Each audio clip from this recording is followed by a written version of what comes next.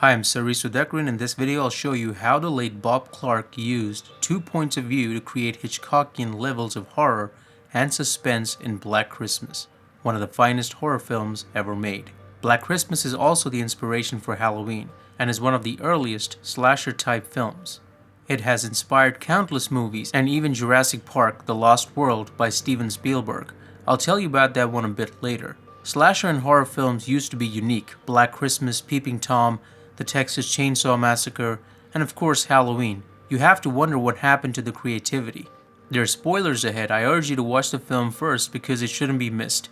After all, we've had a lousy year as mankind. You might as well put a cherry on top. When I say points of view, what do I mean? You can tell a story from a particular character's point of view. In Black Christmas, the protagonist is Jess, though we never get to really know her very well. There is some empathy, of course, but it's not like she's the driving force. What I'm really talking about is the point of view of the camera. In most of Black Christmas, the point of view of the story is a third person, and that third person is us, the audience, as a fly on the wall in this sorority house. We are privy to everything that's happening. We know what the girls are doing, and we know what the killer is doing. Almost nothing is hidden from us, and we are helpless because we are stuck inside this house along with the victims. This classic technique is from Hitchcock, who believed to create real suspense, you must let the audience in on the secret. We know from the very first scene the killer, Billy, is inside the house. He's upstairs throughout the film. When something happens, we see what he's up to from our own vantage point. It's as if there's a third, unknown character in the house. By forcing the audience to be inside the house and be aware of everything, the sense of suspense and dread is heightened to a great degree. Compare this to films where we don't know where the killer is most of the time. Here we know, and the dread is that much more intolerable. The second point of view in this film is of Billy's. We follow his actions from a wide-angle camera positioned on his head. Cinematographer Albert Dunk created Billy's point of view shots by mounting the camera on his shoulder as he walked about the house and climbed the trellis and ladder. What's most interesting about this technique is that we intercut between both points of view.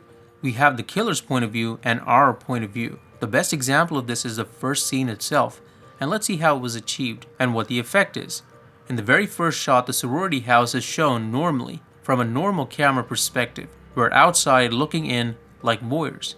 We are aware it's Christmas time and the girls are probably having a small party. Then we cut to the killer's point of view. It's very obvious because the angles change from a normal focal length to a wide-angle lens.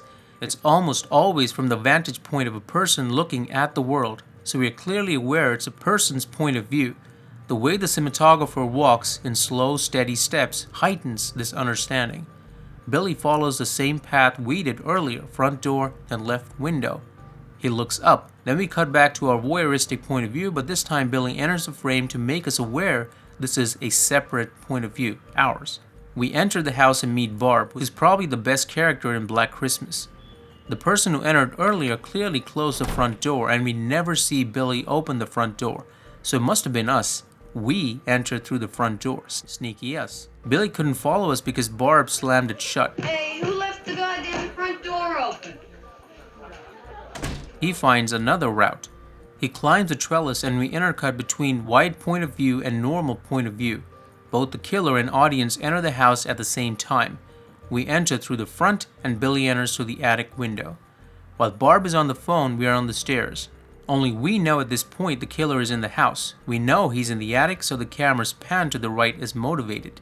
It's interesting to note how the camera is positioned on the steps looking down in this shot, and in other shots as well. We, as the audience, are forced to be between Billy and his victims. We cut to Billy's point of view as he opens the attic trap door and makes his way down. It's as if we're watching the same events from two points of view at the same time. It's like two trains coming at each other. We know what's going to happen, but we want to see it nonetheless, and the suspense is killing us. The shot from Billy's point of view really drives the point home. He's right there looking down and Barb is blissfully unaware of him, or of us. He looks up at the bedroom and it's pretty obvious that's where he's going. If he'd gone down the stairs, we'd have a short film instead of a feature film. Then the phone rings and Jess, the secretary of the sorority, picks it up for the second time. Even though it's not made clear, we as the audience are pretty certain it's Billy from the bedroom. I don't know if this was as obvious in 1974, but I suspect so because no other threats have been shown so far. We are amongst the girls in this segment as they listen to Billy's smooth talk. After the phone call, Claire fights with Barb and she wants to head upstairs to pack. The stairs are what separates the safe zone from the danger zone. Again, we look down from the stairs, which is a segue to another murder. Our position changes as we anticipate the worst. There's time to introduce one other major character and we cut back to Claire in the bedroom. Claire is alone and we see the killer hiding behind the plastic wrap in the closet. Immediately we cut to his point of view. We cut back and forth between these two points of view as Claire's job on this film is done. It's a wrap for her. Her scream is masked out by the noise downstairs. And there's a better example of this later in the film where a woman screams but her scream is masked out by a phone ringing. This technique was used by Spielberg in The Lost World. The film would have done better if he had dinosaur points of view. Or maybe not.